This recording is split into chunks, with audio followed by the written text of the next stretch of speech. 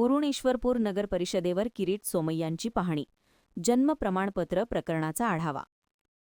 किरीट सोमय्या यांनी सांगली जिल्ह्यातील उरुण ईश्वरपूर नगर परिषदेची भेट दिली. जन्म प्रमाणपत्रांच्या अनुषंगाने त्यांनी आढावा घेतला. यावेळी नगर परिषदेत जाऊन त्यांनी मुख्य कार्यकारी अधिकाऱ्यांकडून माहिती जाणून घेतली. बांगलादेशींना जन्म प्रमाणपत्रे, खोटी कागदपत्रे व अन्य दस्तऐवज उपलब्ध करून देण्याचे मोठे कटकारस्थान देवेंद्र फडणवीस यांनी उघडकीस आणले आहे. गेल्या 3 महिन्यात अशा 3 लाख खोट्या प्रमाणपत्रे रद्द करण्यात आल्याची माहिती देण्यात आली. यापूर्वी महाराष्ट्रातील नंदुरबार, मालेगाव यांसारख्या ठिकाणी अनेक बांगलादेशी नागरिकांना जन्म प्रमाणपत्रे, आधार कार्डे तसेच इतर खोटी कागदपत्रे उपलब्ध करून देणारी एक टोळी कार्यरत असल्याचे समोर आले आहे. काही ग्रामपंचायतींचे पासवर्ड हॅक करून ही टोळी उत्तर भारतातील बिहारमधून हे प्रकार ऑपरेट करत असल्याची माहिती आहे. या प्रकरणी कारवाई सुरू असून 11 जणांना अटक करण्यात आली आहे. महाराष्ट्रातील अनेक ग्रामपंचायतींचे पासवर्ड हॅक केल्याचेही निष्पन्न झाले आहे. आतापर्यंत 7 गावांमध्ये FIR दाखल करण्यात आली असून 67,000 प्रमाणपत्रे रद्द करण्यात आली आहेत. या पार्श्वभूमीवर सांगली जिल्ह्यातील उरुण ईश्वरपूर नगर परिषद आणि आटपाडी नगरपंचायत येथे सोमय्या यांनी भेट दिली. तहसीलदार आणि निबंधक यांनी दिलेल्या जन्म प्रमाणपत्रांवर दुरुस्तीचे काम सुरू आहे. काही ठिकाणी अर्ज प्राप्त झालेले नाहीत, तर काहींच्या जुन्या नोंदी उपलब्ध नाहीत. अशा परिस्थितीत काही प्रमाणपत्रे देण्यात आली होती.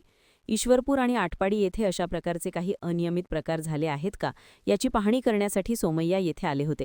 यावेळी त्यांनी माध्यमांशी संवाद साधला.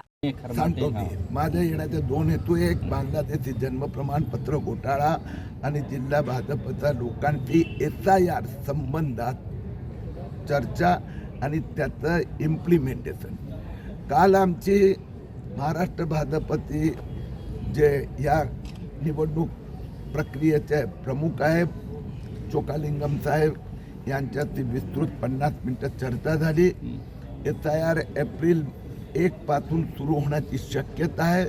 SIRचा उद्देश मतदार यादीत शुद्धीकरण, म्हणजे एकही बांगलादेशीचं नाव मतदार यादीमध्ये असता कामा नये आणि एकही जो जेन्युइन मतदार आहे त्याचं नाव सुटता कामा नये.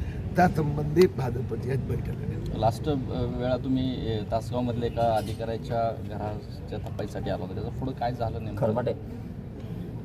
मला वाटतं त्याच्यात पण संबंधित इन्कम टॅक्स आणि ED आणि त्यांनी फायनान्शियल बऱ्यापैकी प्रॉपर्टी जप्त करून कारवाई करायची होती, ती केली आहे. तुमचा फॉलोअप चालू आहे ना? आता एकदा कसं असतं की इन्व्हेस्टिगेशन आणि ज्युडिशरीच्या हातात गेल्यानंतर ज्युडिशरी त्यांचं अपने आप का काम करते, अभी हमें हमारा काम करते, मर्यादा पाळावी लागते.